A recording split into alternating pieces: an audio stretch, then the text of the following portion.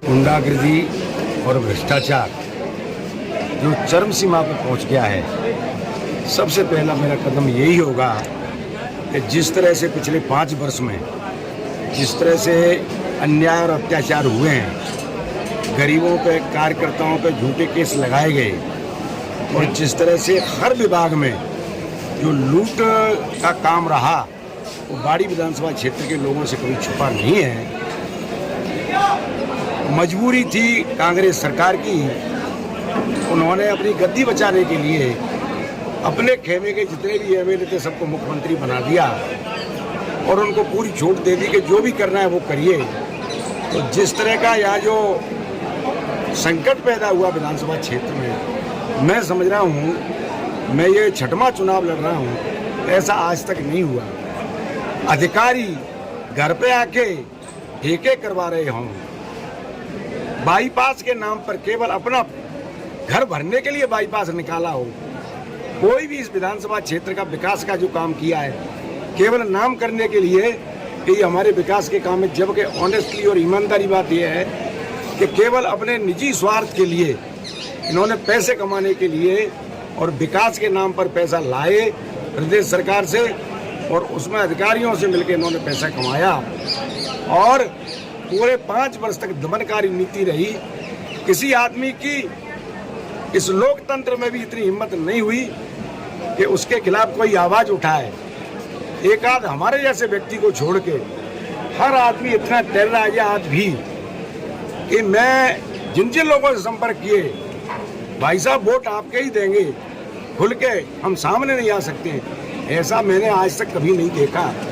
तो ये लोग स्वतंत्र कैसे हों, निर्भीक कैसे हों, लोकतंत्र में है ये कैसे बोल सकते हैं जो हमें अधिकार दिए हैं। इन सब के लिए मेरा पहला एक कदम ये होगा, अगर मुझे बाड़ी की जनता आशीर्वाद देती है तो निश्चित तौर पर मैं आपसे वादा कर रहा हूँ पत्रकार बंधुओं आपके माध्यम से, भ्रष्टाचार मैं जड़ मूल से उखाड़ने की कोशिश करूँगा और गुंडागर्दी जो आज तक हुई है, जाति विशेष के लोगों ने जो अन्याय किया है, कोई जाति नहीं छोड़ी। जाटवों का मर्डर किया अब्दुलपुर में, 2 कुशवाहों को जान से मार दिया, एक हौद में, एक टोटी में। एक ब्राह्मण को केवल ये गलती थी उस ब्राह्मण की, गिदरपुर वाले की, कि उसने अपना पेमेंट मांगा और उसने कहा कि भाई पहले अपना काम पूरा करिए। जब उसने कहीं से मुझे पेमेंट होता तो उसकी मारपीट कर दी। किसी ठेकेदार की हिम्मत नहीं, किसी अधिकारी की हिम्मत नहीं। एक वाल्मीकि समाज का व्यक्ति जिसने कहा साहब मैं बिना पैसे के डीपी नहीं रखता, खुद एमएलए साहब जाके उसके 22 फ्रैक्चर कर दिए उसे। इसी वजह से कांग्रेस ने इनको टिकट नहीं दी, मजबूरी बस ये पाला बदल के वहाँ चले गए। अब इनको आगे पता लगेगी कि बदले हुए समीकरण और बदले हुए हालात में जनता कैसे आशीर्वाद देती है, ये समय बताएगा। लेकिन मैं आपसे कह रहा हूँ कि अगर मुझे आशीर्वाद मिला तो ये 2 कदम मेरे पहले होंगे, भ्रष्टाचार मिटाना, ईमानदारी से काम करना और गुंडागर्दी जो हुई है उसे टोटल खत्म करना। नहीं, बसपा से आप कैसे मतलब इसको व्यवस्थाओं को सुधार करेंगे आप बसपा में?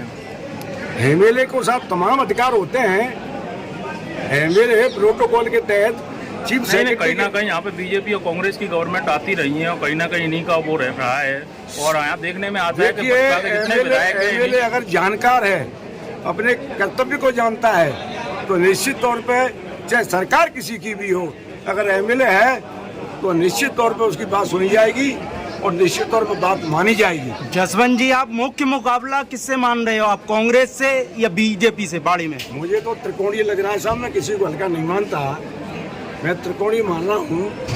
देखिए कि जिस तरह से 5 वर्ष में लूट करके और जो पैसा कमाया है, जनता साथ नहीं है। वो सोच रहा है कि जनता को मैं पैसे दे के जनता का ईमान खरीद लूँगा, अमूल्य जो वोट है जनता का उसे पैसे दे के मैं खरीद लूँगा। उनके मन में तो केवल ये भावना है और इसी भावना को लेके ये चुनाव लड़ेंगे। बाकी जनता और समाज, मैं कह रहा हूँ कि जो इनके 15,000 वोट मुसलमान समुदाय से आते थे उनमें ये शून्य हो गए और कांग्रेस पार्टी का वोट था उसमें ये शून्य हो गए। अब इनकी शुरुआत कहाँ से होगी ये पत्रकार सब जानते हैं। बाकी वक्त बताएगा कि जनता अगर वास्तव में दुखी है, लोग वास्तव में दुखी हैं, वास्तव में देख रहे हैं कि अपने घर भरने के अलावा कोई काम नहीं किया है, वास्तव में देख रहे हैं कि भ्रष्टाचार हुआ है, वास्तव में ये देख रहे हैं कि कोई भी अधिकारी बोलता है उसकी पिटाई होती है, ऐसे विधायक को बदलना ठीक है या नहीं, ये तो आने वाला वक्त जनता फैसला करेगी कि जनता जनार्दन किसको आशीर्वाद देती है। प्रेजेंट एमएलए हमेशा आपका आरोप लगाते हैं कि 10 साल आपकी सरकार रही जब आप बीजेपी में थे, अब तो परिस्थितियां बदल गई हैं, लेकिन जब आपने कुछ नहीं किया है, कोई न कोई एक वो बता दें कि आपने कोई विकास कार्य किया हो। मैंने, अगर आपको ध्यान हो तो एमएलए बनने के बाद 5 साल बाद एक बुक मैंने 10,000 से ज़्यादा बुकें बांटी थी। उन 5 वर्षों में मैंने कितना काम किया उस बुक के अंदर सब कुछ है। इन्होंने जो काम किया मुझे ये तो बताता कि जनता के भले के लिए कर दिया। तुमने यहाँ नाली खुदवा के डाल दी, ठेकेदार से पैसे ले लिए, तुमने एरिगेशन में कोई सीमेंट नहीं लगाया, और मैंने जब ठेकेदार से ये पूछी कि ठेकेदार तेरे को शर्म नहीं आती क्या, तू सीमेंट नहीं लगा रहा है, बोला साहब 6 करोड़ लिए, 6 करोड़ रुपए मेरे से। इनका आरोप है कि आपने अगर कोई विकास कार्य किया होता, आपकी कोई पट्टिका होती है, आपने कोई। साहब मेरे को एक बताओ कि जब मैं एमएलए आपने बनाया तब सरकार नहीं थी।